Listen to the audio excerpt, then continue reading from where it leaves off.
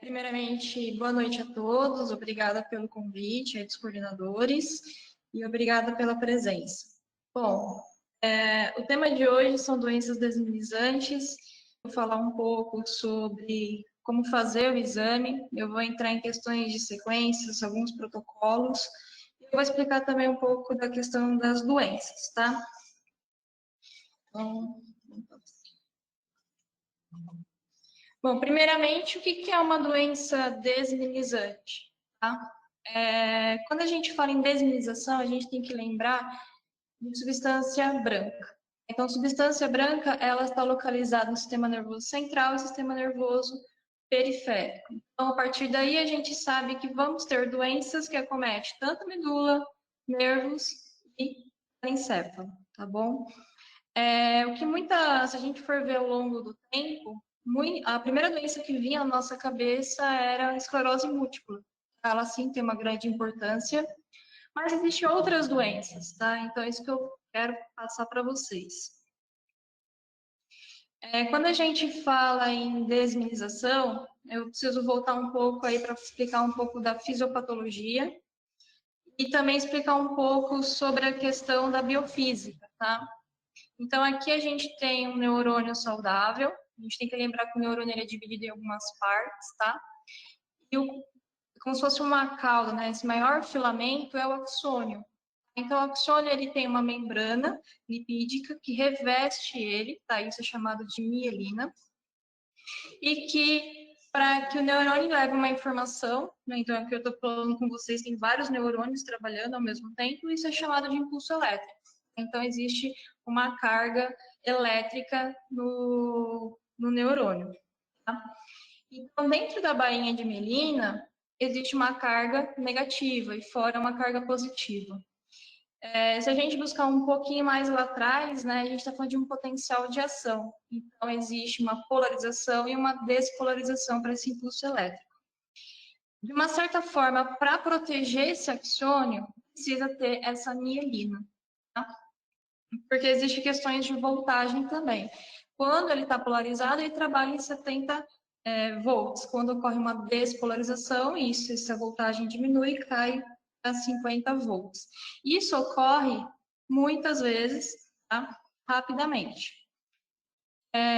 Um outro mecanismo que a gente tem que lembrar é que existe uma condução saltatória. Então, esses impulsos elétricos, eles correm em um sentido, levando como se fosse para cada coxinzinho da bainha de mielina, ele vai jogando esses impulsos elétricos até chegar a informação aqui no ólico dendrócito.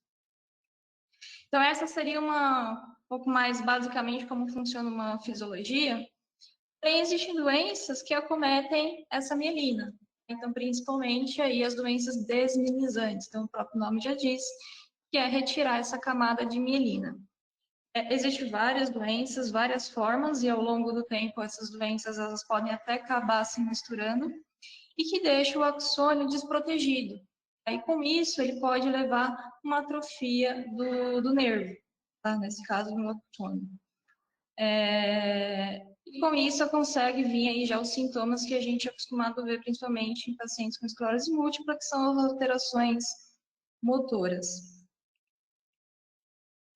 Dentro das doenças desminimizantes, o carro-chefe que a galera conhece mais é a esclerose múltipla, tá? Mas a gente não pode esquecer que existem outras doenças que cada vez mais aí com os avanços de exames laboratoriais, até por diagnóstico por imagem, tem várias pesquisas descobrindo novas doenças que às vezes tinha até um falso diagnóstico falando que era uma esclerose múltipla, na verdade não era. Tá? Então, eu chamo a atenção aqui para a neuromielite óptica, e abreviando fica NMO, ou doença de De Vick, tá? É a mesma coisa. A gente não pode confundir neurite óptica com neuromielite óptica, tá? Toda neuromielite óptica, ela é doença desminimizante, mas nem toda neurite óptica, ela é desminimizante, tá? Então, se a gente partir aqui pelo nome, neurite é um processo inflamatório do nervo óptico. Pode ser várias coisas que podem levar a esse processo inflamatório. Pode ser uma doença infecciosa, pode ser através de um AVC ou sim, pode ser uma doença desminimizante, tá? Mas não quer dizer que ela sempre é desminimizante. Já a neurite óptica, ela sempre é desminimizante. A gente pode encontrar também doenças desminimizantes por reações medicamentosas e vacinais, que são os casos da encefalomielite aguda disseminadas. Tem as doenças de leucoencefalopatia multifocal progressiva. Aí aqui no meio, a gente já encontra doenças que talvez vocês estejam se perguntando, nossa, que siglas são essas, tá? Isso daqui é muito novo, tá? É muitas vezes um diagnóstico para o paciente, o médico ele não consegue fechar de primeira que o paciente ele tem um DVIC, tá? Então, aqui já se trata mais de distinguir essas doenças em questões de exames imunológicos, se o paciente é anti-MOG ou não é anti-MOG. E tem pesquisas já relacionadas na ressonância magnética, tá? Então, às vezes o paciente tem um quadro de neuromielite óptica, mas os resultados imunológicos dele não condizem em si com o DVIC, tá? Às vezes ele é anti-MOG ou anti-MOGA. Então, isso está muito em pesquisa, isso é muito novo. Já em ressonância magnética, a gente consegue diferenciar esclerose múltipla de neuromielite óptica. Isso é que eu vou falar mais para frente. Em questão de programação desse exame, é uma programação simples, tá? Não tem nada de sequência que tem uma angulação diferenciada. Então, aqui é um só digital flare, tá? Ele é um volumétrico, mas se for 2D não tem problema, a programação segue a mesma. Eu, particularmente, eu angulo pela linha interhemisférica, aqui no plano coronal, como no plano axial, e eu gosto de deixar o FOV aqui angulado pelo tronco, tá? Para que a cabeça sempre saia reta na aquisição. Já no plano axial, isso varia um pouco entre os serviços, tá? Ser angulado pelas comissuras ou ser angulado pelo corpo caloso. Isso não vai ter um impacto no diagnóstico do paciente, então, tudo faz essa angulação. Aqui no coronal, pode ser angulado pelo conduto auditivo ou pela linha interhemisférica. O problema que você pode encontrar é que quando a gente angula pelo conduto auditivo, a gente perde a simetria dos giros, tá? Então, como normalmente uma doença de esclerose múltipla, ela não acomete em si os condutos auditivos e sim substância branca, seria legal ficar simétrica a questão de giros, tá? Então, particularmente, eu prefiro deixar angulado pela linha interhemisférica. Apenas doenças como pares cranianos, sim, deixar angulado pelo conduto auditivo. Já no plano coronal, eu sigo o mesmo critério no plano axial, angulado pela interhemisférica e não pelo conduto auditivo. Também varia um pouco aí dos locais, ser angulado pelo tronco ou ser uma angulação reta, tá? Isso não tem tanto impacto assim. E vamos começar a falar um pouco aí sobre os protocolos, tá? Eu dividi aqui como passado, presente e futuro, para mostrar que tem várias sequências atualmente que elas podem ser colocadas no protocolo. Como mesmo assim tem muitos lugares que ainda seguem um protocolo muito arcaico pela quantidade de doenças desminimizantes que tem atualmente, que já pode ser diferenciadas em ressonância. Então, eu trouxe esse protocolo. Basicamente, aqui a gente tem um protocolo de rotina, flare, difusão gradiente, coronal T2, que entra um flare volumétrico, tá? Mas também depende aí da sua máquina de poder usar volumétrico ou não, não tem problema usar um 2D. Tem o MTC, como pré-contraste, injeta contraste e MTC pós-contraste, tá? Quanto mais tardio o pós-contraste em doenças ionizantes, melhor, para que consiga a melhor impregnação do H. nessas lesões. E quando se encontra real SINT1, quer dizer que a doença está numa atividade aguda, né? Quando a gente fala que o paciente está em surto, é porque provavelmente essas doenças, a placa dela ao redor vai estar com hipersinal, pós-contraste. E a questão do MTC. Eu sei que isso é uma discussão muito grande, em local que não abre mão de fazer MTC, mas atualmente o MTC, principalmente para a esclerose múltipla, não tem tanto assim importância frente às outras sequências que eu vou mostrar para vocês. tá? Mesmo porque o MTC ele só se torna interessante para fins de diagnóstico se puder trabalhar com MT-on ou MT-off. Tá? E isso é um outro problema, que não são todos os fabricantes que trazem essa informação. Então, fica muitas vezes ficando em desuso. Então, de protocolo mais antigo, apenas era fazer um flare sagital, o MTC pré, o MTC pós. Já como um presente meio passado, mas ainda é um protocolo melhor do que o antigo que eu mostrei para vocês, temos aqui sequências de um protocolo de rotina, o sagital flare, só que agora a sequência SWI ela se torna pós-contraste, tá?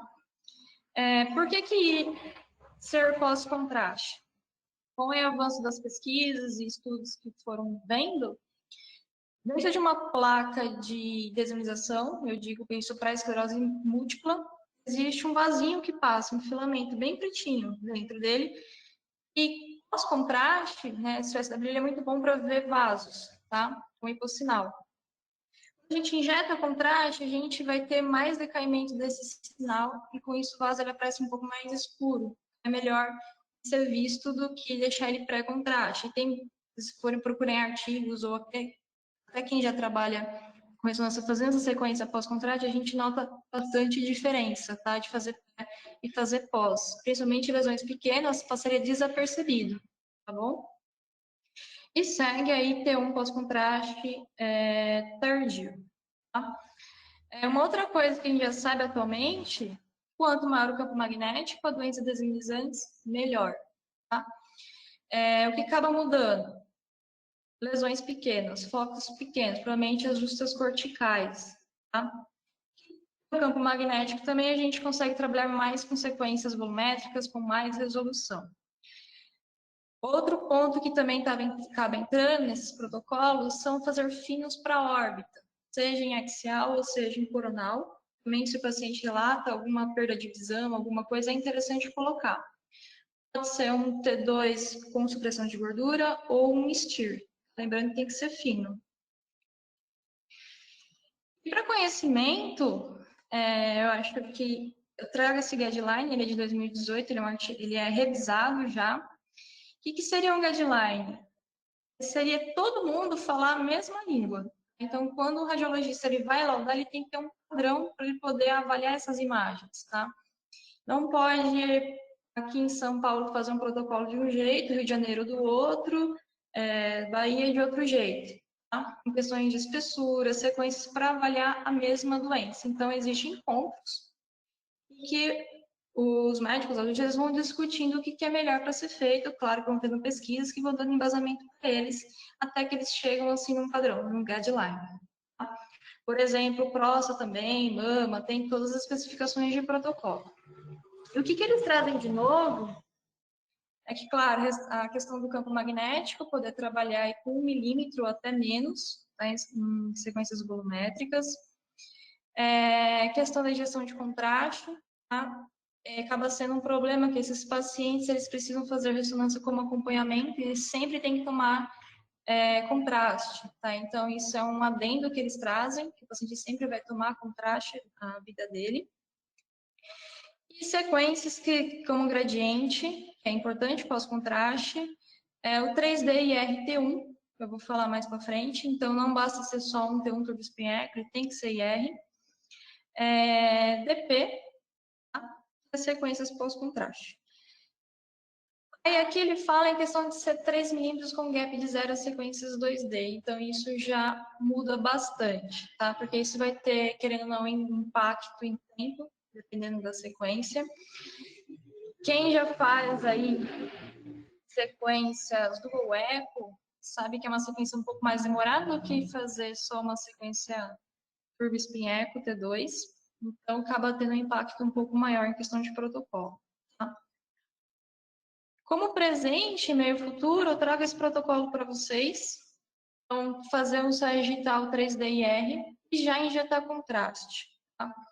Essa ordem, ela tem uma importância de ser seguida. Tá? Aí entra uma sequência nova, que é esse 3D API T2 estrela SWIP, que eu vou falar daqui a pouco. Essa sequência ela precisa ser logo após a injeção de contraste.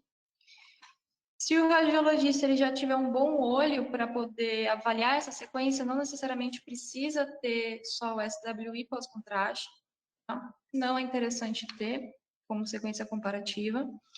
Do eco 3 milímetros com gap de 0. A difusão, aqui ela só entra na difusão e o do eco, por ser pós-contraste, só entra para aumentar o tempo de aquisição quando chegar nesse axial T1, 3 milímetros pós-contraste, que isso é do crânio todo. E o flare também ele tem sua importância de ser pós-contraste. E já fica também como pré-estabelecido coronal para órbita. Com o futuro, e vamos dizer que alguns lugares passam, mas isso tem um impacto um pouco maior na agenda, que é fazer sequência flare de IPSIR. A PSIR você tem que ter uma licença para poder fazer.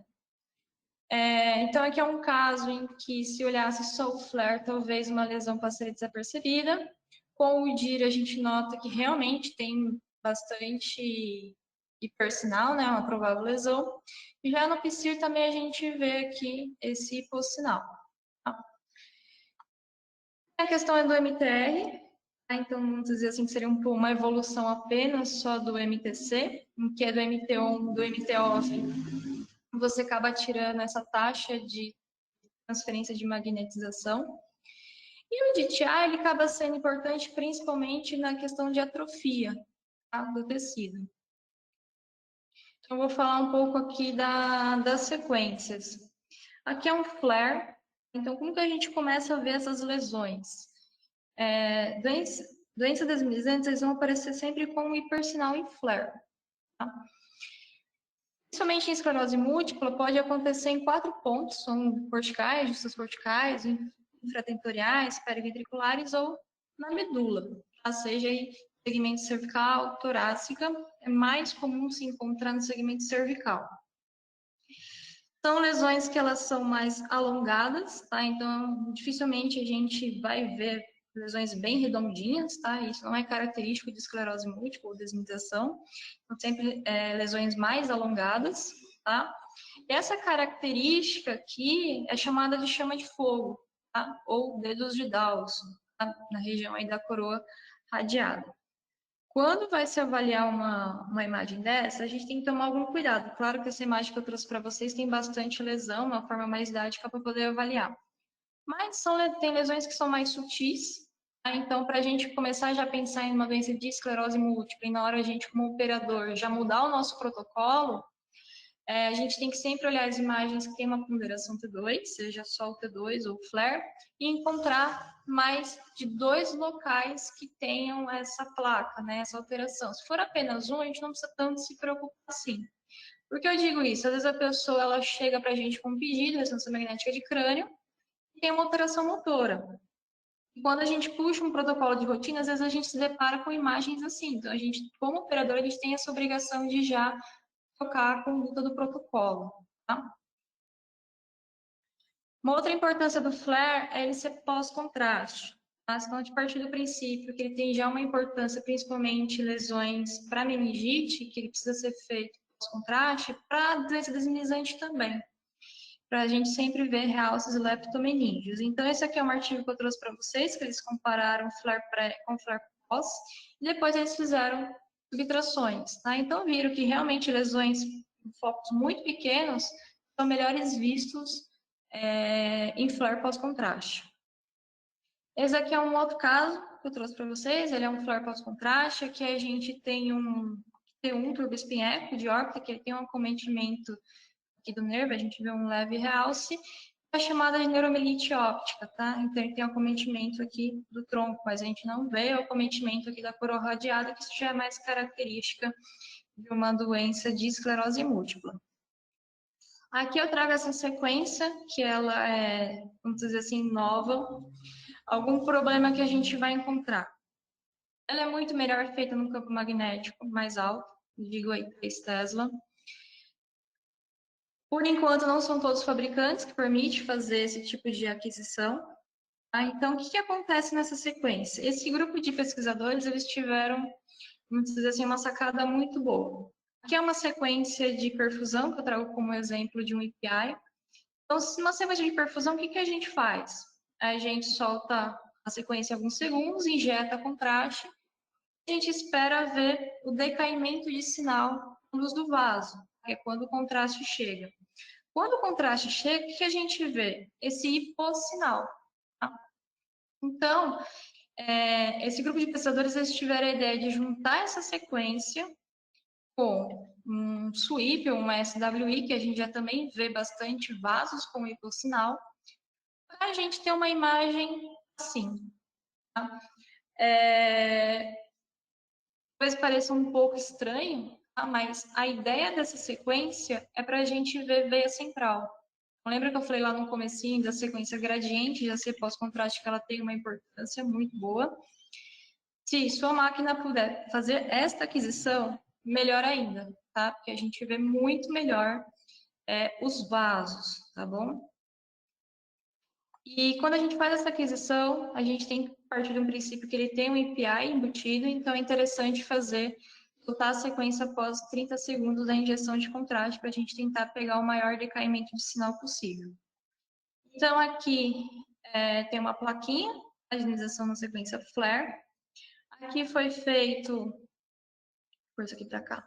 Aqui foi feito uma SWI pré-contraste, com contraste, e aquisição API SWI, pós-contraste. Então, aqui a gente vê vasos, ok, mas quando a gente injeta contraste, a gente vê melhor eles. E aqui a gente vê muito melhor ainda. Tá? Então, aqui a gente tem uma plaquinha, a gente vê um vasinho bem pequenininho aqui passando. Já nessa daqui, a gente meio que talvez passaria desapercebido.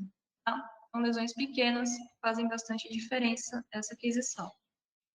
Já o TUIR, ele é importante para ver os black spots, que são os buracos negros, tá? Que é chamado, que é o hipossinal dessas lesões. Tá? Então, sempre doenças desminimizantes vão ter essa característica.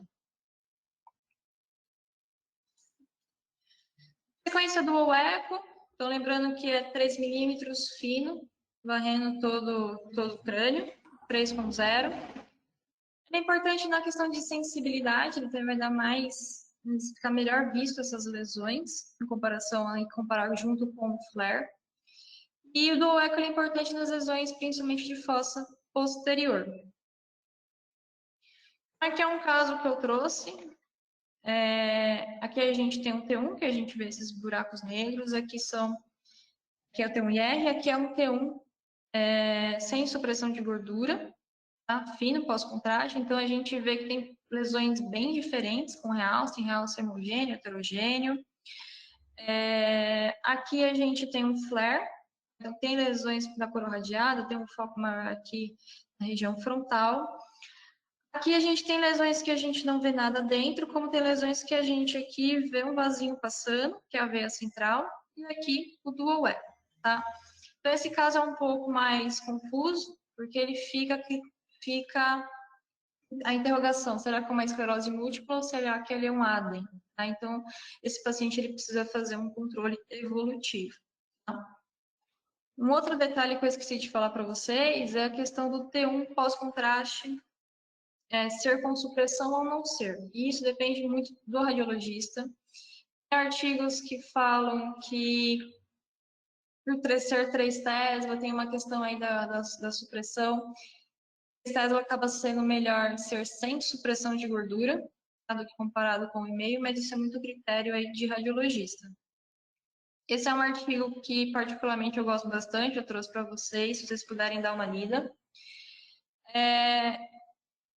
Vai trazer várias tabelas em que ele vai dizendo as sequências que acabam sendo boas frente às doenças, tá? Em caso de dúvidas, quais são as sequências que ele sugere para fazer como complemento. Tá? Então, se for visto veia central, é importante ver essa, mas como sequência alternativa, por exemplo, SWI. E assim ele vai indo. Tanto para neuro, como também para medula. Tá? Falando em coluna, não tem muita coisa nova assim para coluna. Um protocolo de Rostin ele já é satisfatório, não precisa se acrescentar muitas coisas, só que precisa ter sequências pós-contraste. Tá? principalmente em exames de coluna, em que, se a gente lembrar, a gente tem a questão do líquor, tá? Às vezes geram artefatos, tem a questão de deglutização, também gera artefato, que às vezes pode ser confundido como lesões. Então, como critério aí, sempre tem que olhar em 2 planos. Então, aquele sinal que você viu no axial, ele tem que aparecer no sagital. Senão aí você pode considerar como se for um artefato. Se não aparece, é um provável artefato. Lesões extremizantes, elas são melhor vistas em sequência sagital T2 com FET ou STIR. Tá? A questão do axial, o problema do axial ele sempre traz um pouco a questão de artefato, é interessante ter junto o gradiente, tá bom? E sempre fazer pós-contraste. Aqui é um caso de um NMO, então ele tem um acometimento bastante aqui da medula, então se fosse uma esclerose múltipla, teria mais lesões aqui periventriculares. Eu tenho alteração de via óptica, tenho um hipersinal, e aqui eu tenho uma lesão. Então, um jeito fácil aí para vocês poderem treinar o olho esclerose múltipla, são focos menores, tá? Sarços na medula. Então, quando a gente vê lesões mais extensas acima aí de uma vértebra, mais ou menos se conta assim, pode-se considerar provavelmente é uma doença de DeVick, tá? E como um futuro, eu digo assim, né, porque tem a questão já da inteligência artificial, muita coisa aí voltada para a esclerose múltipla, em questão de quantificação, segmentação, medição dessa desmilinização, tá? Então isso entra em questão aí de inteligências artificiais. E questão de automação de corregistro. Aí isso é mais para facilitar o radiologista. Então, esses pacientes, eles fazem sempre ressonância. Então, já se tem um guideline pré-definido do que precisa ser feito. Por uma questão de automatização, em vez do médico sempre ficar comparando lesão com lesão, ele joga isso no programa. O programa meio que já funde essas aquisições e já mostra quais são as lesões novas aparecidas ou não. Tá? Mas isso está em desenvolvimento ainda. E é isso, obrigada. Eu sou da Philips, já trabalho lá há pelo menos uns 16, 17 anos. Então, por isso, há conflitos de interesse na apresentação, né? Os casos que eu vou mostrar foram feitos em Philips. O console que vocês já devem estar vendo na tela também é Philips. Mas eu vou procurar falar de forma que dê para aplicar em praticamente todos os equipamentos. O que eu souber como se faz no outro, eu menciono. O que eu não souber, talvez fique aí alguma lacuna, mas vou tentar preencher o máximo possível. Só pegando alguns ganchos já das perguntas aí para a Gabriela. Primeiro, antes disso, né, parabenizar pela apresentação. A Gabriela fez uma apresentação muito boa. Mas quanto à parte de padronização de protocolos, isso é fundamental, como ela mesmo disse, não só para as doenças desmilinizantes, não só para próstata, não só para mama, mas para tudo, o ideal é padronizar os protocolos. Né? Infelizmente, a gente está muito longe disso. Né? Hoje em dia, a gente não consegue padronizar o protocolo, muitas vezes, nem dentro do próprio serviço. Às vezes, a gente chega no serviço, e o Homero sabe muito bem disso, tem lá a pastinha dos protocolos do Dr. Antônio, as pastinhas do protocolo da doutora Maria, as pastinhas do protocolo do operador Marcos, e cada um faz de um jeito. Aí o paciente vem numa terça-feira à tarde fazer um exame de, sei lá, coluna que seja, e daqui 6 meses, né, 6 meses ele descobre que tem um problema, faz um tratamento, 6 meses depois ele volta para fazer o controle daquilo, só que ele não consegue mais voltar na terça-feira, ele volta na quarta.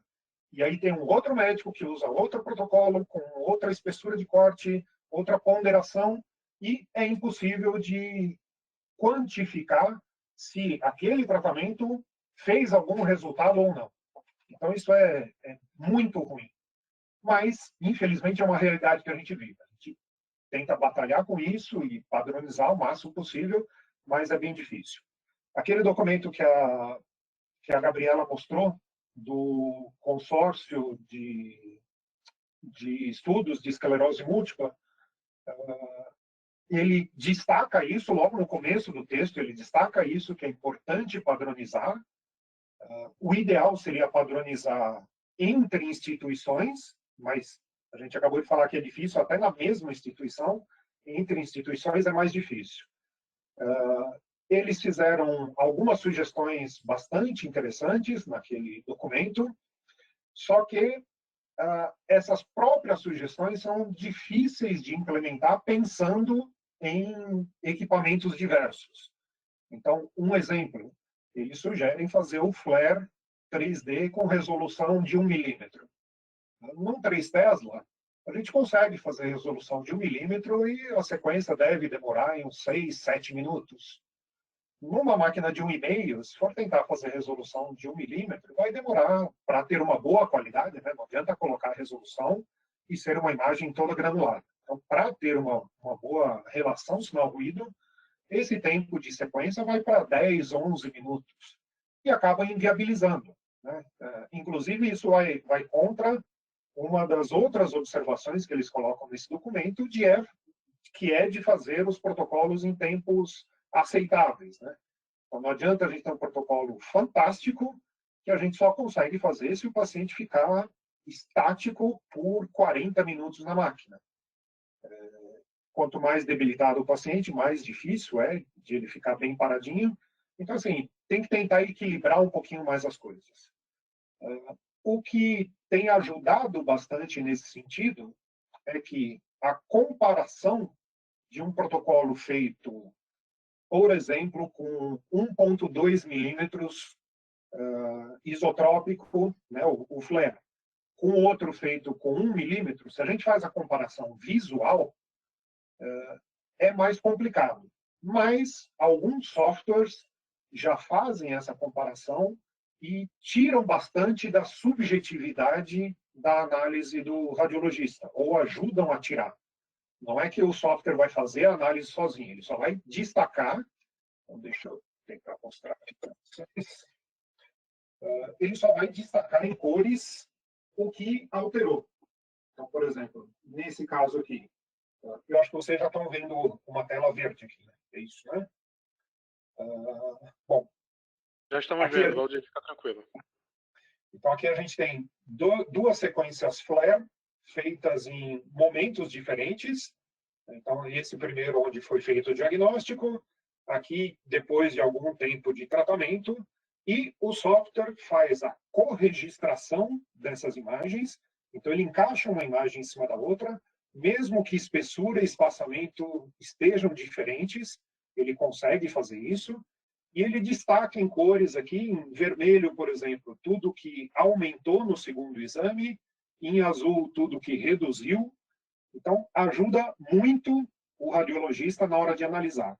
Isso daqui depois vira alguns gráficos que também mostram o volume total dessas lesões, se aumentou ou diminuiu. Essa ideia de quantificação das coisas é uma ideia que também vem do RCNA, né? O módulo lá do KIBA, que faz a ideia, né, de quantificar e tirar a subjetividade, é bastante importante, né? Então, uma coisa é você olhar hoje e falar, eu acho que aumentou um pouco. Quanto é um pouco? Né? Um pouco pode ser muito, pode ser mais ou menos. Um pouco hoje pode ter um significado, amanhã outro.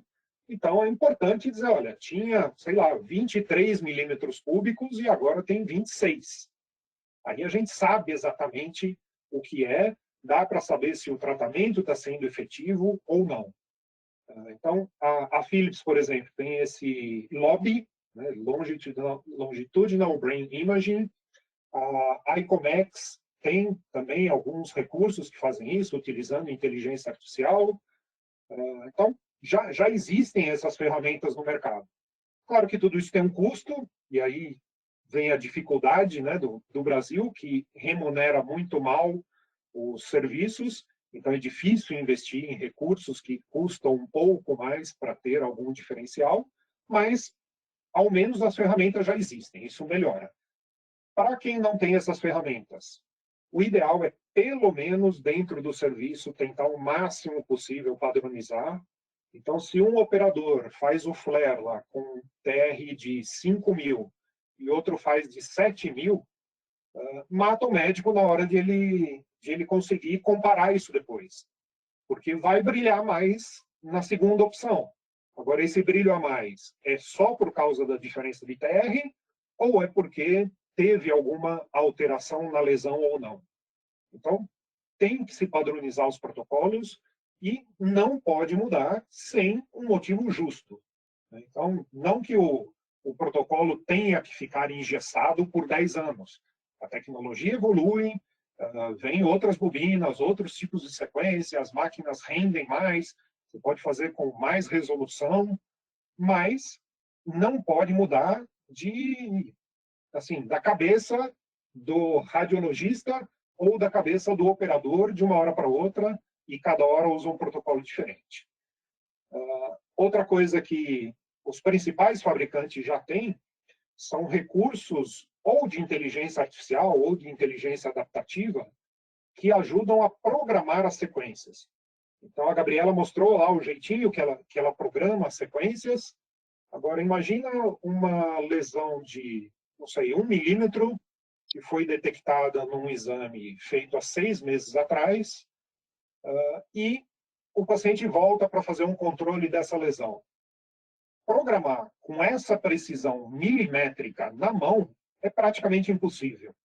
Então, se o corte não cair exatamente na mesma posição, o médico não vai conseguir dizer se aquela lesão aumentou, diminuiu ou está igual.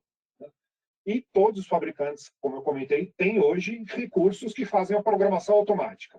Isso é um opcional da maior parte das máquinas, normalmente não é um opcional muito caro, mas eles enfrentam uma barreira muito grande dos operadores. Eu já cansei de ouvir o operador falar: eu não vou deixar a máquina programar automático, porque senão eu vou perder meu emprego. E isso, obviamente, não é uma verdade. Né? O que a máquina faz de melhor, o que máquinas, computadores fazem de melhor, é justamente repetir coisas. E o que o ser humano faz de melhor não é repetir coisas.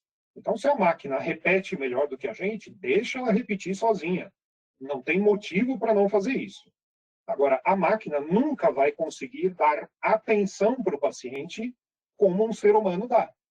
Então, se a gente usa essas ferramentas para programar o exame melhor e mais rápido, e sobra mais tempo para dar atenção para o paciente, para resolver questões burocráticas, para olhar para as imagens e ver se precisa mudar o protocolo, precisa acrescentar alguma sequência ou não. Mudar o protocolo, que eu quero dizer, não é mudar o TR um pouquinho para ficar mais rápido. Isso a gente já tinha visto que não deve ser feito. Né? Os protocolos têm que ser padrão.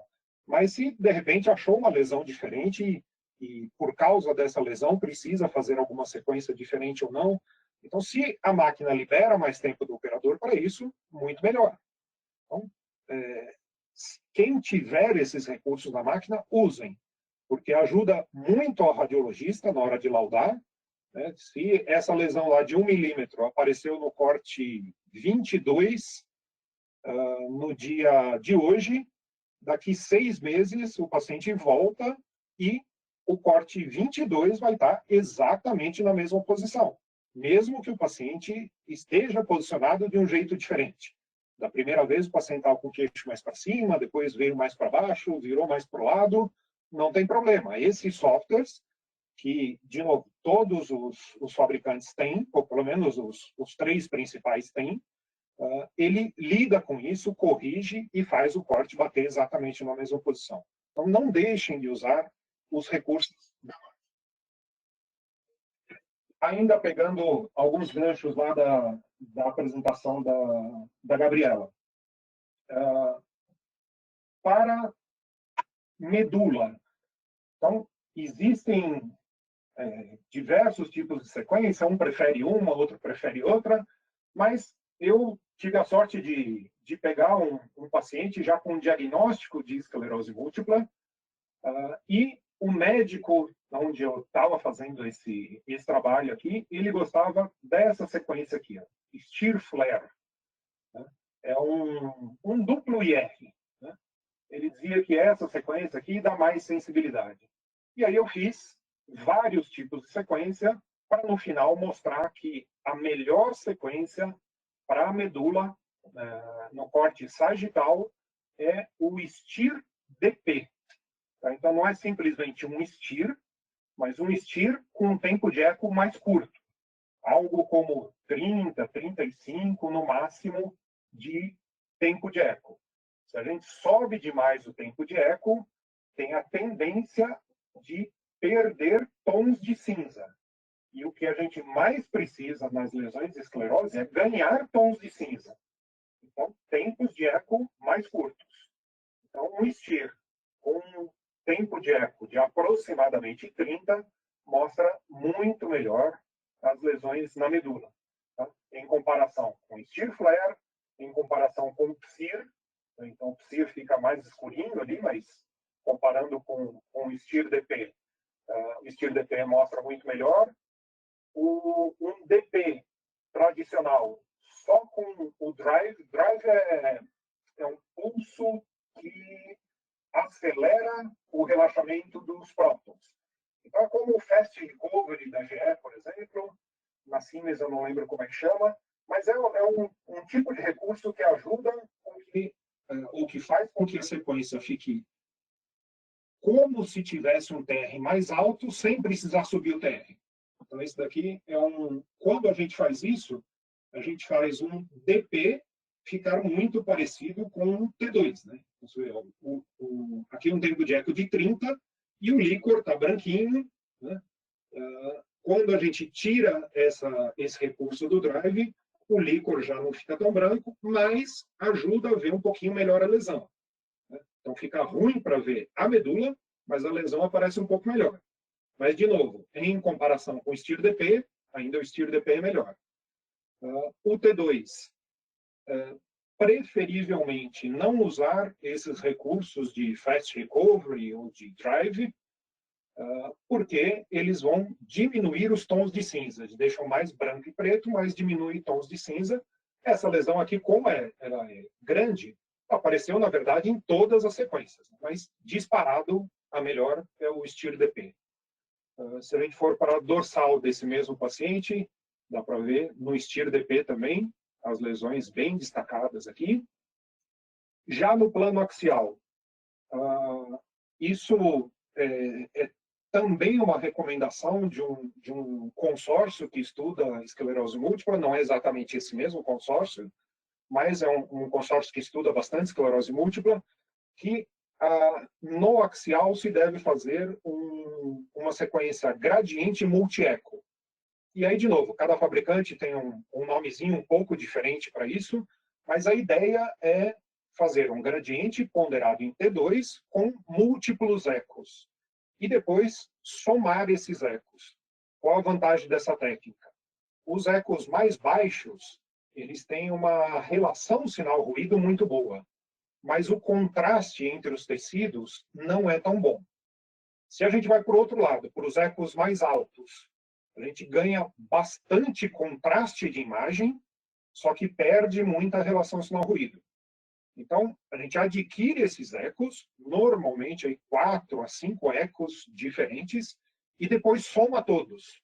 Aí a gente vai ter o alto sinal dos ecos mais baixos, junto com o alto contraste dos ecos mais altos.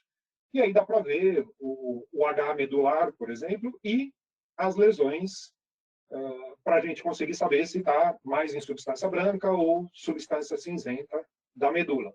Isso tanto para a coluna cervical quanto para a coluna dorsal. Outro dia me perguntaram, mas eu quero fazer isso na coluna dorsal, só que eu quero fazer 56 cortes, porque eu tenho que cobrir a coluna dorsal inteira. Se tiver que fazer tudo isso, demora muito. Né? Quanto é muito? Depende um pouco de máquina para máquina, mas pelo menos aí uns 8, 9 minutos só para essa sequência axial. Então, não faz muito sentido fazer dessa forma. O que faz mais sentido é fazer uma boa sequência sagital que mostre onde estão as lesões e depois aplicar os cortes axiais aonde estão as lesões, e não fazer uma varredura de tudo, porque a única informação adicional que o axial vai trazer é se essas lesões estão mais em substância branca ou mais cinzenta. Mas ele não vai fazer aparecer lesões que não apareceram no sagital. Então faz o sagital, que é muito mais rápido para varrer tudo, e depois localiza os cortes aonde tem alguma alteração. Outra coisa que esse consórcio mostrou, e no começo eu vou ser sincero que eu até achei estranho, não, eu tendi um pouco a duvidar, é que eles mostravam que não importa muito fazer cortes finos na medula. É mais importante você ter bastante resolução no plano de corte. Então aqui, por exemplo, isso estava sendo feito numa máquina Philips, então dá para fazer com FOV bem pequeno aqui, a gente está com FOV de 90, mas a espessura do corte aqui era de 5 milímetros. Mas a resolução no plano de corte era de 0,6 milímetros. Então é muito mais importante a resolução no plano de corte do que a espessura de corte. Vejam que as lesões de medula, dificilmente elas são redondinhas. Elas são sempre mais compridas no sentido FH. Então você pode fazer um corte mais grosso para ganhar relação sinal-ruído e depois aumenta a resolução no plano de corte para conseguir separar bem a anatomia ali de substância branca e substância cinzenta. Bom, voltando ao console do equipamento. Vamos mostrar algumas opções de sequência que a gente tem para lesões de substância branca, né? Lesões de esclerose em geral, não só múltipla. Tá? Então, uma das sequências que, inclusive, a Gabriela mostrou é o DIR. Né? Então, o DIR, embora esse DIR signifique Double Inversion Recovery, ele tem 3 pulsos de inversão. São 2 pulsos não seletivos e um pulso seletivo. Então, vamos olhar aqui na sequência mesmo. Vou mostrar aqui para vocês. Mesmo. DIR. Se a gente for aqui na parte de contraste, e o DIR, até onde eu saiba, dá para fazer em qualquer máquina. Claro que se o gradiente for mais fraco, o campo magnético menor, bobina de menos canais, ele vai demorar cada vez mais e vai sofrer um pouco mais com relação ao sinal-ruído. Mas, normalmente, não se precisa de nenhuma licença adicional para fazer esse tipo de sequência. Então, aqui a gente tem uma sequência IR, tá? Então tem um pulso de inversão, recuperação não seletivo, na verdade um duplo pulso. Então esse primeiro pulso aqui vai suprimir líquor, tá? O segundo vai suprimir substância branca normal, e o terceiro pulso de inversão, recuperação, só que agora seletivo, vai suprimir gordura. Tá? E aí o resultado final é uma imagem assim. Então vejam que como a substância branca patológica, ela não concorre com o sinal da substância branca normal que foi apagada, é muito mais fácil de visualizar as lesões.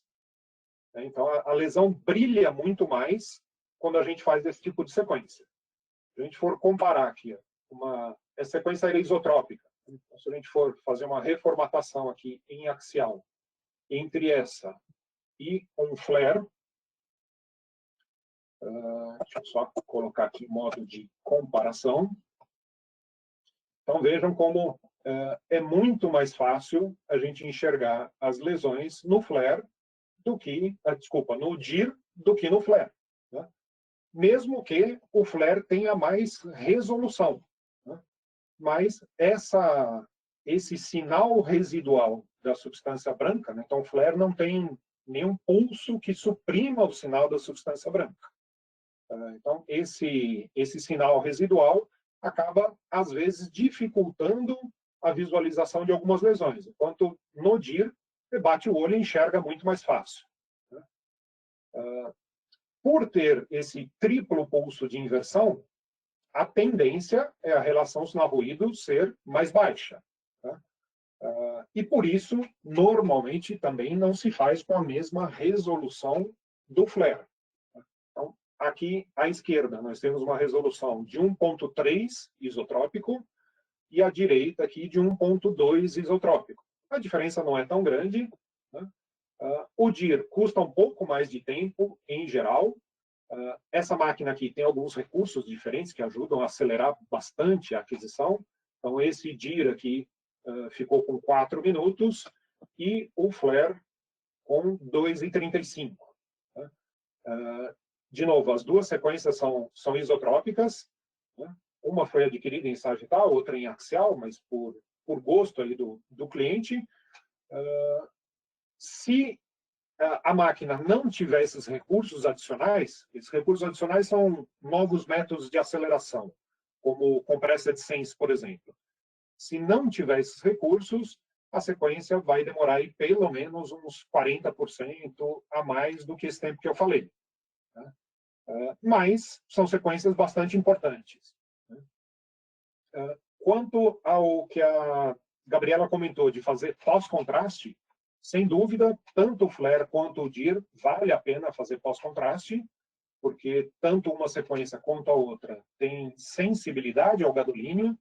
Então, se a gente faz pós-contraste, melhora a relação sinal-ruído e melhora a visualização das lesões também.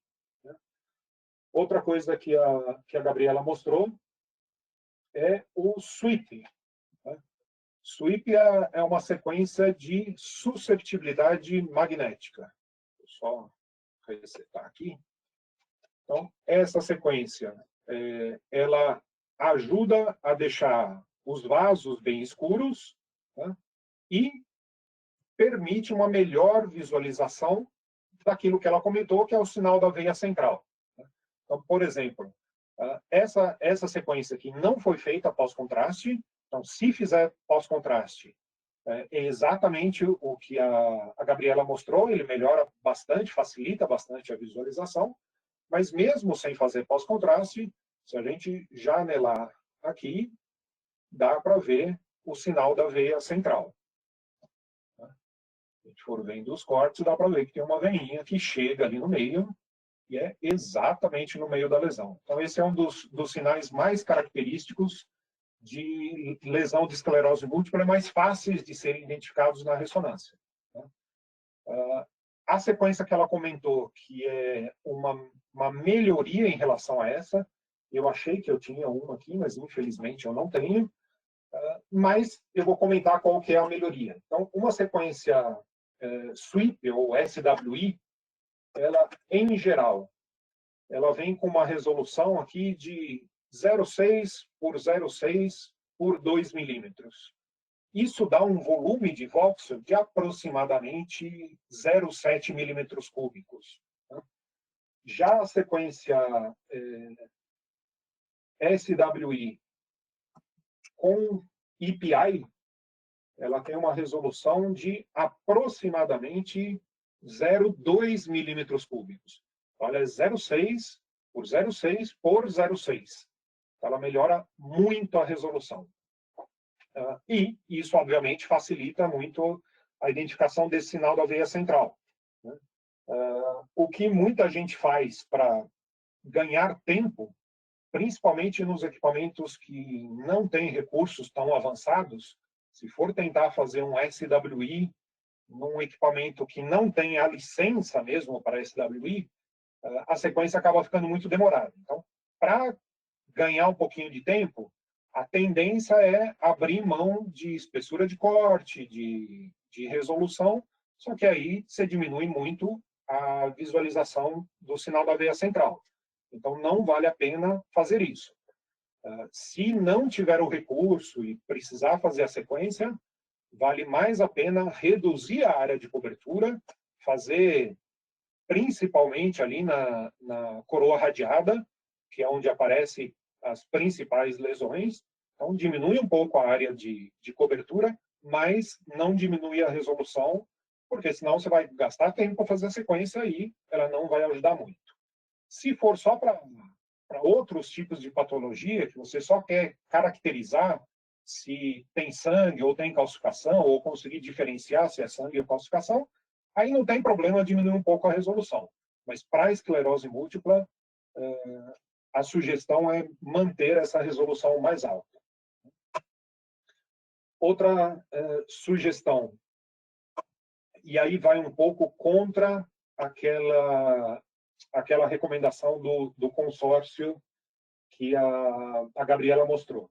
Então, se a gente for olhar uma sequência spin-eco pós-contraste, né, ela tem uma boa sensibilidade ao contraste. Então, veja que aqui tem uma placa mais ativa, captou contraste. Então, isso é positivo, isso é bom. Só que fossa posterior tem sempre muito artefato de fluxo, né? E é bastante difícil tirar esse artefato. Existem alguns recursos em desenvolvimento, como sequências em aquisição espiral, por exemplo, que eliminam esse problema, além de reduzir o tempo de aquisição para 1/3 do valor original, mas ainda não está disponível comercialmente. Outra coisa que se pode fazer, e aí sim dá para fazer em qualquer máquina, é colocar supressão de gordura, vai ajudar a diminuir um pouco esses artefatos, mas o que é melhor ainda do que isso é fazer uma sequência 3D. Então, deixa eu abrir um outro caso aqui, mas não uma sequência 3D gradiente eco, que é o que a maior parte dos serviços fazem. Então, esse outro caso aqui era um voluntário, então não foi injetado contraste.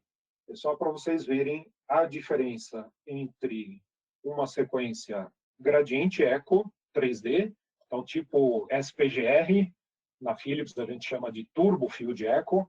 Ele tem uma ótima contrastação entre substância branca e cinzenta, só que a hora que injeta contraste, brilha todos os vasos e as lesões não brilham tanto quanto em uma sequência Turbo Spin Echo 3D.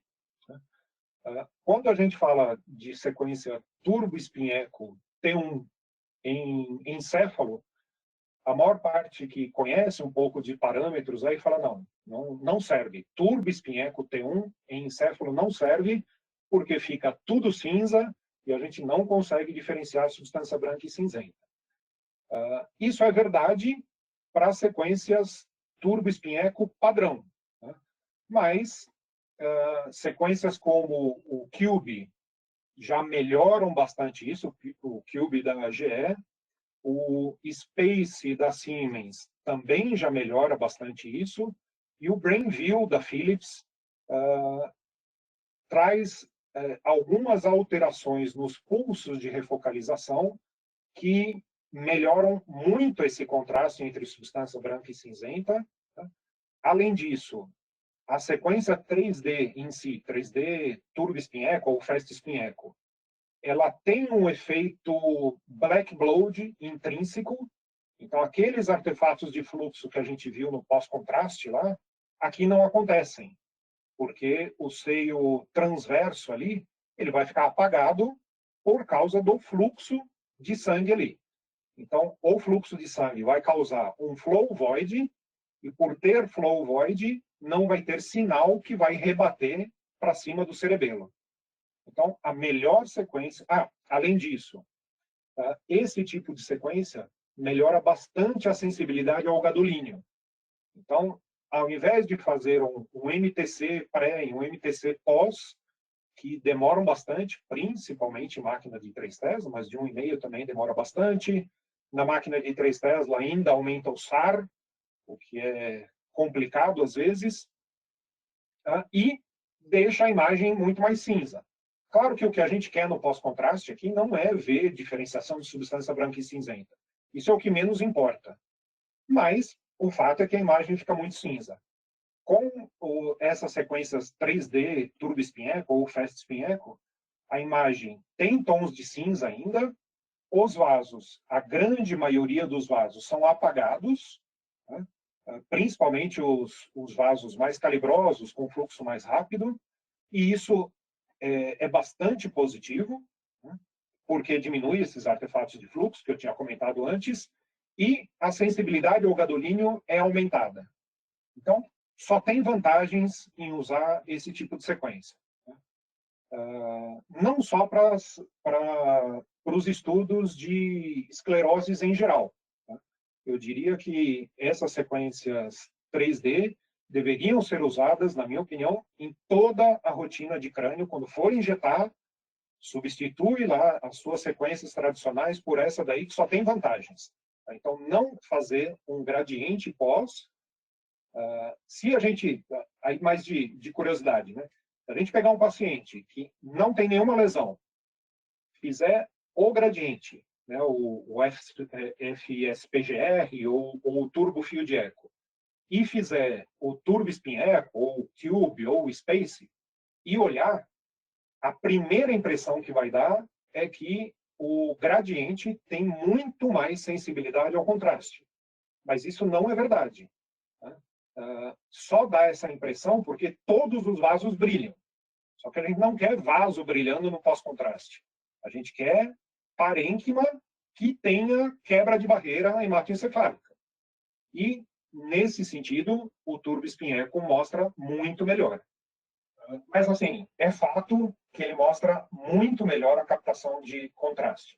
Então, vale a pena colocar em todas as rotinas, não só nos estudos de desmilinizantes.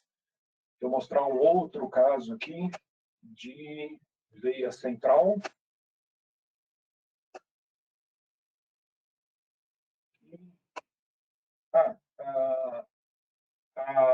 A Gabriela também falou do duplo eco, né? De fazer um T2 e DP.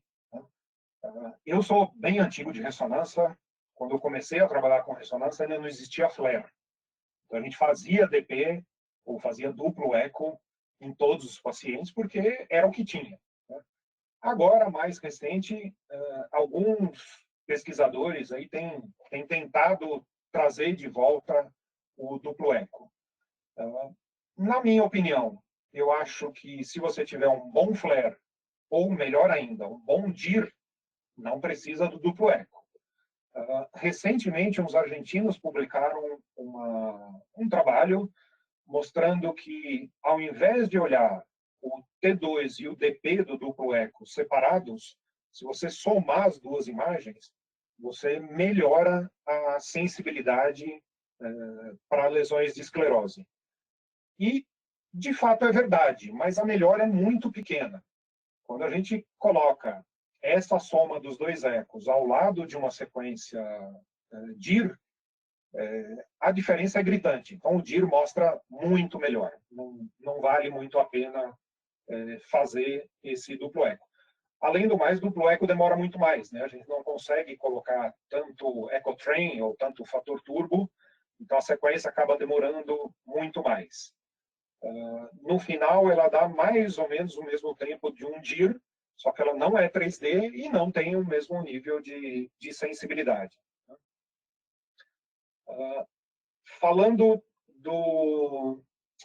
da característica que fala naquele documento do consórcio lá, de que os protocolos têm que ser mais aplicáveis a todo mundo, então eles não podem demorar demais, tem recursos novos nos equipamentos que ajudam muito isso. Né? Então, por exemplo, a GE tem o HyperSense, que ajuda a reduzir bastante os tempos das sequências 3D volumétricas. Então, dá para fazer um flare com HyperSense e fica muito mais rápido. Um DIR também. A Philips tem o Compressed Sense, que ajuda bastante nisso. Então, se eu for mostrar para vocês aqui, por exemplo, ó, esta sequência aqui e esta sequência aqui. Vou colocar as duas aqui em modo de comparação. Então, as duas são virtualmente iguais, têm exatamente a mesma resolução, mesmo número de cortes, mesma espessura, mesmo PR, TE, tudo igualzinho. Só que uma demora 4 minutos e 14, o que já é bastante bom para um flare 3D dessa qualidade, mas a outra demora 2 minutos e 19. Então, essa da direita, 2 e 19, a da esquerda, 4 e 14. Né? 4 e 14. Vocês veem que a qualidade é perfeitamente comparável, né? Mesmo indo nos mínimos detalhes ali, a gente não vê diferença de qualidade de imagem e reduz significativamente. Essa redução a gente pode usar simplesmente para ter exames mais curtos e que o paciente consiga colaborar mais, ou a gente também pode manter o mesmo tempo melhorando a resolução. Então, essa sequência aqui, por exemplo, ela também é um flare 3D, tá? Só que ela está com a resolução no plano de corte um pouco maior, então ela usa esse recurso de aceleração daqui, com uma resolução um pouco maior. E o tempo ficou intermediário entre os dois. Então não é nem 4 e 14, nem 2 e pouco, ela demorou 3 minutos e 12, de novo, para fazer um flare 3D da cabeça inteira. Então, eu acho que tem que ficar atento a esses recursos. Se tiver, usem e usem muito, porque vale a pena. Ainda quanto à programação, tem um detalhe interessante. Vocês estão vendo um monte de conflitos aqui, mas esses conflitos são porque a minha máquina aqui, eu estou no meu laptop, né, então a memória dele é muito pouca, ele não aguentaria reconstruir isso daqui. Então, os conflitos são só por causa de quantidade de dados de reconstrução. Mas um dado importante que todo mundo deve observar nas sequências 3D é a área de cobertura. Então, sequências 3D, elas sempre podem ter dobra de imagem, tanto no sentido da fase, então, nesse caso, no sentido anteroposterior. Então, se a gente fizer um FOV muito pequeno aqui, cortar o nariz vem parar aqui dentro da imagem. Então, obviamente, não pode fazer isso. Mas sequências 3D, elas também podem ter artefato de dobra no sentido dos cortes. Então, é muito importante conhecer como está armado o seu protocolo para saber quantos cortes eu tenho que colocar. Tá? Se eu fizer isto daqui, por exemplo, e colocar, sei lá, 165 cortes, isso daqui é até mais do que o suficiente para cobrir o encéfalo. Né? Não cortaria nenhuma estrutura importante. Daria para fazer a análise do encéfalo inteiro sem problema. E, reduzindo esse número de cortes, a gente reduz o tempo. Estava em 6 e 19, baixou para 5 e 36. Né? Só que a orelha que ficou do lado de fora do FOV aqui, ela pode dobrar e, quando dobra exatamente na ponte e no bulbo. Então, muitas vezes, dá uma falsa lesão ali. Tá? Se a gente for prestar atenção, dá para ver que é exatamente a curvinha da orelha que dobra ali. Então, tem que tomar cuidado com isso. Na plataforma Philips, por exemplo, a gente tem esse recurso aqui, chama Slice Over Sample. Tá? Se a gente deixar assim em 1, significa que ele vai adquirir exatamente esses dados que estão aqui. E tudo que está fora disso pode dobrar. Se a gente aumentar aqui para 1.2, por exemplo, significa que, embora eu não esteja vendo isso na imagem, significa que ele vai fazer 10% a mais de cortes desse lado, 10% a mais de cortes do outro. E isso é o suficiente para uma orelha que ficou esquecida do lado de fora ali, não dobrar em cima da imagem.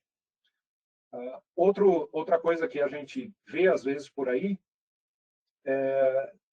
alguns serviços, quando o fone de ouvido que vem com a máquina quebra ou está muito velho, muito danificado, ao invés de comprar um fone de ouvido de novo do fabricante, que normalmente é mais caro, ele compra um fone de ouvido no mercado paralelo.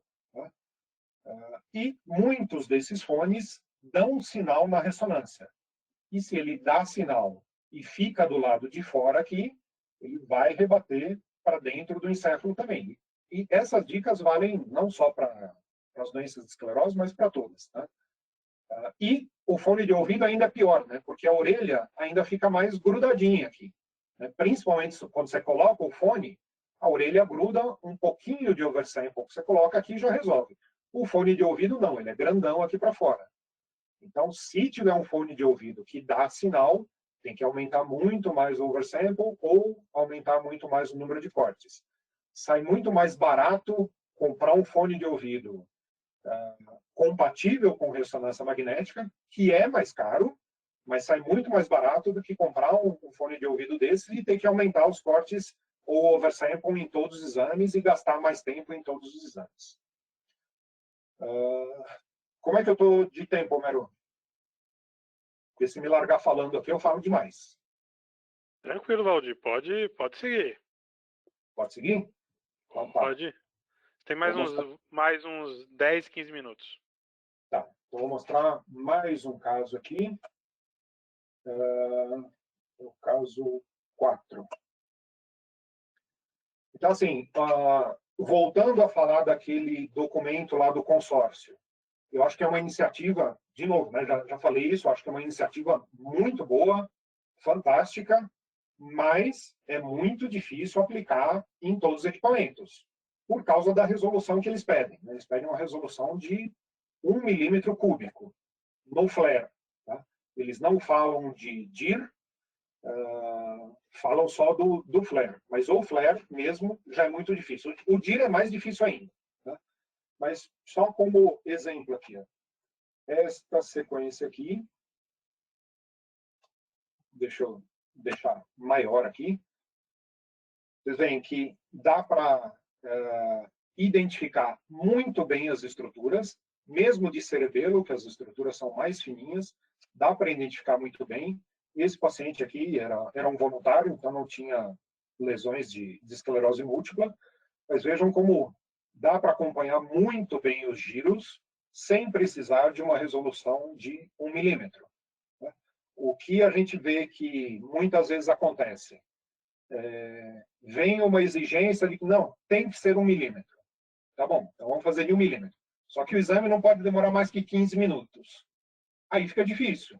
Então acaba se fazendo uma sequência de 1 milímetro com uma relação sinal-ruído pobre e que você não identifica as estruturas necessárias.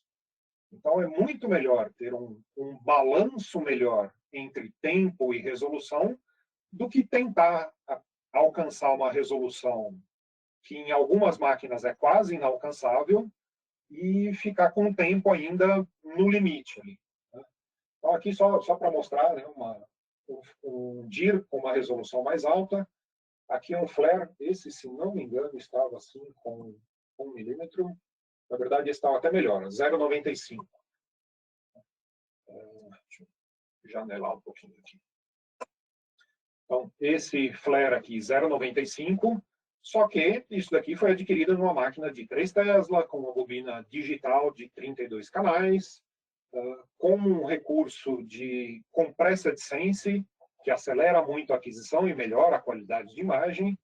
Então, assim, aí fica fácil, né? Agora, tentar fazer isso numa máquina sem todos esses recursos, cada um desses opcionais aí que você vai tirando, vai acrescentando tempo, né? Então, essa sequência demorou 4h38 com essa configuração. Né? Se a gente for tentar pegar essa mesma sequência aqui, vamos pegar um flare,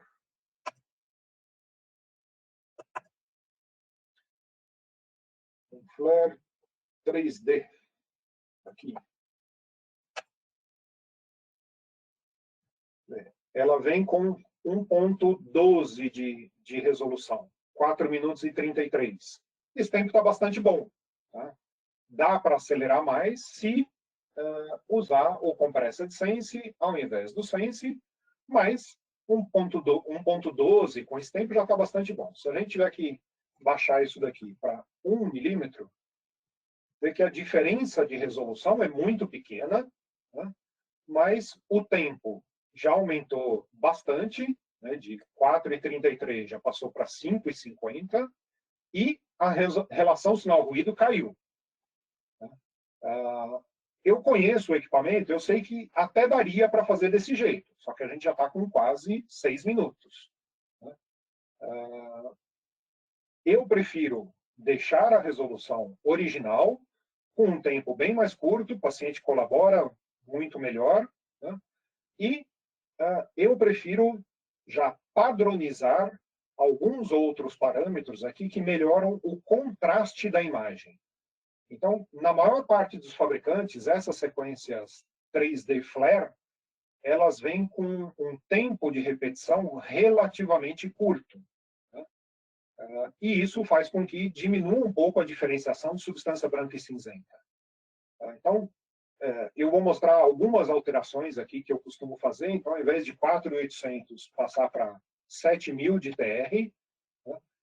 Nas sequências Flare, sempre que a gente aumenta o TR, a gente tem que aumentar proporcionalmente o tempo de inversão, senão ele não vai suprimir o líquor. Né? Só que se eu fizer só isso daqui, ganhei bastante relação sinal-ruído, só que o tempo disparou demais. Né? Como eu ganhei relação sinal-ruído, eu sei que eu não preciso mais de 2 NSA. Eu posso deixar um NSA só. Né? Você vê que a gente está com praticamente a mesma relação sinal-ruído. Tá? Caiu 4%. Isso não é perceptível visualmente.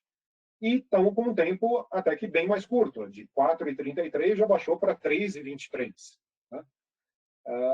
Se fizer só isso, em qualquer máquina, já vai ficar melhor, só que vai dar uns artefatos, principalmente na parte de cima aqui da calota, que são os artefatos de FID, Free Induction Decay.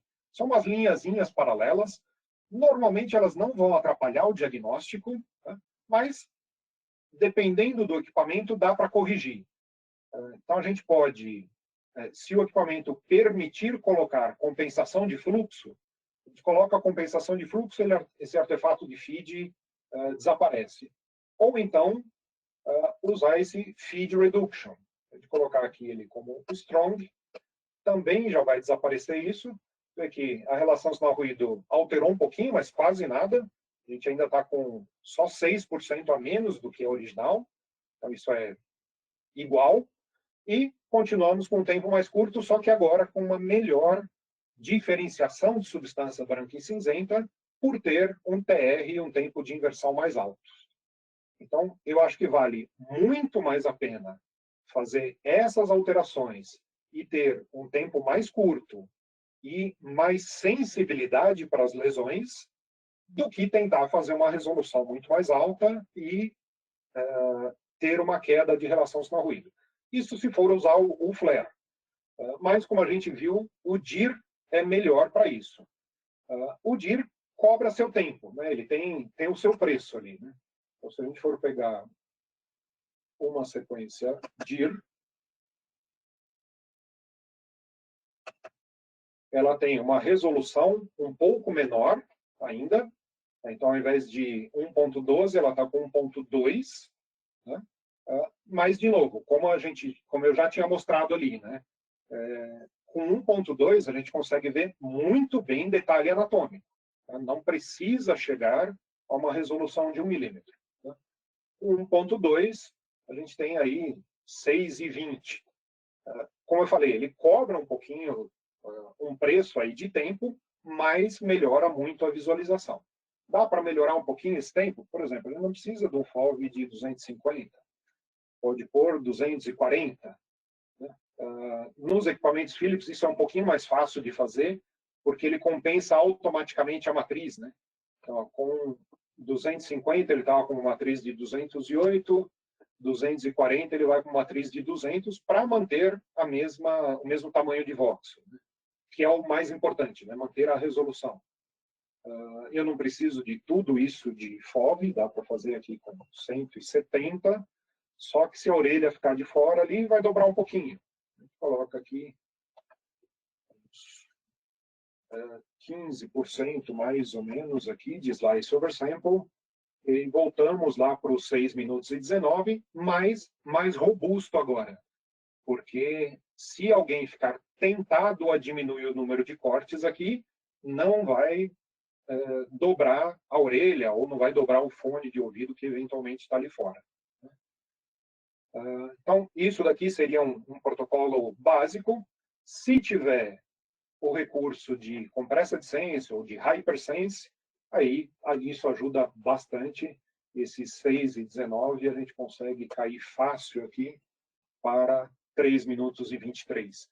Isso que ele mostra aqui de queda de relação sinal-ruído não é significativo nesse sentido, tá? Porque o Compressed Sense ele tem esse recurso aqui de denoising, que durante o processo de reconstrução ele vai identificar o que é sinal, o que é ruído, o que é contraste na imagem, e ele consegue retirar grande parte do ruído sem filtrar a imagem, sem parecer uma imagem artificial. Então, mesmo com uma queda de relação sinal-ruído aqui de 30%, vai ficar com a mesma qualidade como aquelas imagens que eu tinha mostrado um pouco antes ali. Bom, acho que é isso que eu tinha para mostrar.